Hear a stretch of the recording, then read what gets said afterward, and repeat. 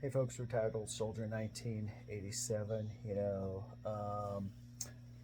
Last video was about, coming home from Talifar on my mid-tour leave.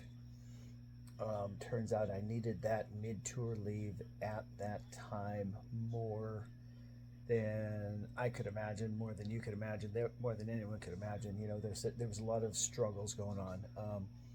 Yes, I transferred to the 932nd in order to deploy. Yes, I knew what I was doing. No, I didn't expect a lot of things that had happened. My youngest son started getting into more trouble. He was 12 or 13 at that point. He was acting out. It was not good. I did some dumb stuff. Um, my wife and I were having some issues that we ended up working out. That was 2009, 2010. It's 2025. We're still together. So we were able to fix it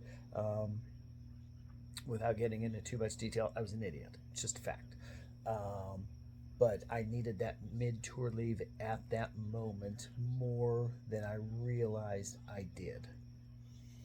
Um, so I got to come home. The first couple days it was a little different. It was tough because I was gone for 6 months. That's tough, especially with Donna was great, but the kids, it was tough for them to understand what was going on. It was tough for me to reintegrate myself into the family, especially after Donna had been doing everything the whole time. It's just tough. People deploy. It's more difficult than you could imagine, especially the reintegration, the reacclimation, all of that stuff. But I got to come home in the middle. I got to get my mind set, get my mind right. I got to reacclimate with my wife, which was great. And from then on, I thought it was great for both of us. It wasn't great being apart, but we had a good plan in place to get everything taken care of. And we talked twice a day, every day, regardless. First thing in the morning when I wake up, and right before I go to bed. And I don't know what the timing was for her, but it was probably similar. My morning was her day. But it worked out for us. We were very fortunate that we were able to take care of things.